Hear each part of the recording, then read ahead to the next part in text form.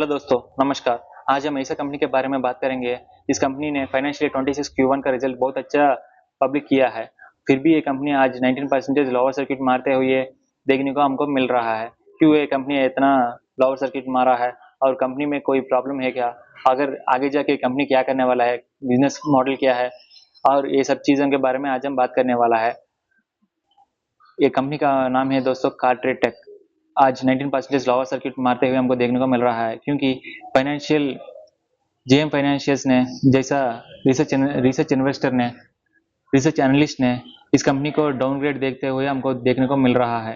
Hold से लेकर cell तक टारगेट दे चुका है 2350 से 1910 तक, और इसी वजह से आज मार्केट में पैनिक सेलिंग देखते हुए हमको देखने को मिल रहा है। इसी को चलते हुए 2222 तक आज स्टॉक ने टच किया है। इसका कंपनी का वैल्यूएशंस एंड वल्नरेबिलिटी के बात करने से पहले, अगर ये वीडियो अच्छा लगा तो like and share and subscribe जरूर कीजिए।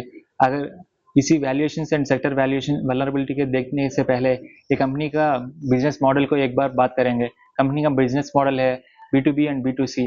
B2C 30% है और B2B 70% कॉन्सेंट्रेटेड है, और B2B में भी लिमिटेड कंपनीज है। और B2C के बारे में अगर हम बात करेंगे तो B2C में हम कंपनी जैसा हम जैसा कस्टमर्स इस कंपनी के वेबसाइट में जाके अगर कार खरीदेंगे तो इस कंपनी को डायरेक्टली थोड़ा बहुत कमीशन मिल जाएगा, और इसके चलते हुए ये कंपनी अर्निंग करेगा।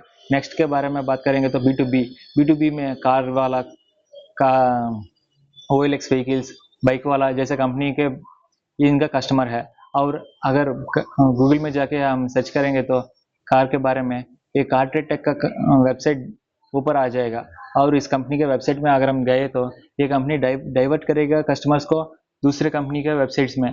अगर उसी जगह जाके अगर हम कार खरीदेंगे तो तब भी इस कंपनी को कमीशन मिलेगा। ऐसा एक कमीशन मॉडल हो गया। और दूसरा है ऐड रेवेन्यू को चलते हुए अगर इस कंपनी में वेबसाइट में अगर हम जाएंगे तो डिफरेंट कार्स का वेबसाइट्स का और कार मॉडल्स को पब्लिश करेगा। इसी को ऐड रेवेन्यू के चलते इस कंपनी मोनेटाइज करते हुए हमको देखने को मिल सकता है। और इसी का चलते हुए आज वैल्यूएशन एंड सेक्टर वल्नरेबिलिटी बहुत ज़्यादा हो गया है। ये कंपनी का जेएम फाइनेंशियल्स का ये कहना है कि ये कंपनी का वैल्यूएशन टू रिच हो चुका है।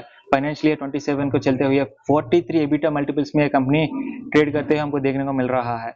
इसी को चलते हुए ये कंपनी अच्छा सा आगे भी अगर बहुत अच्छा रिजल्ट भी प्रेजेंट किया तो ये वैल्यूएशंस को टच नहीं कर पाएगा।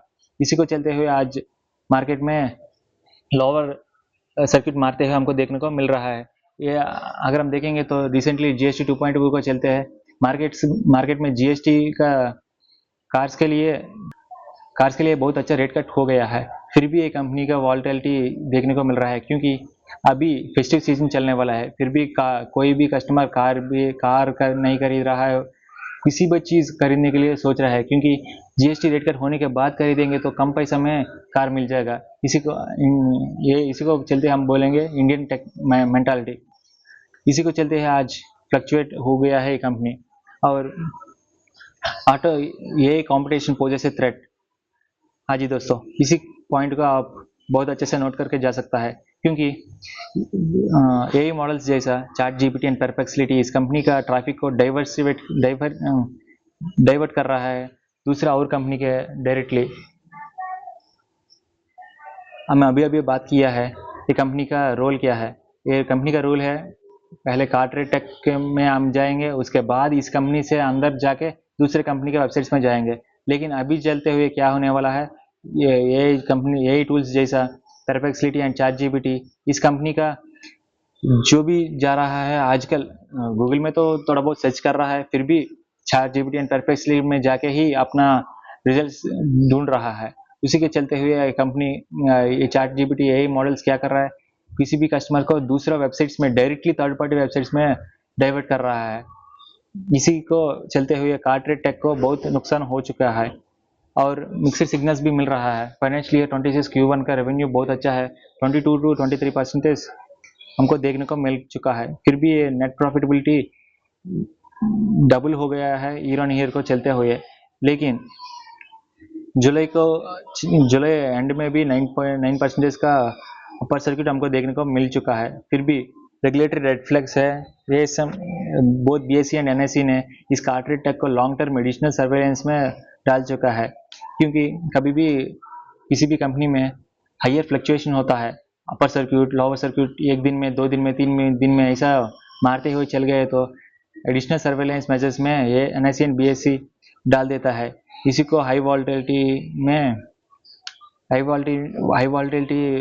स्टॉक्स के बारे में अपना कस्टमर्स को नोटिफाई करने के लिए।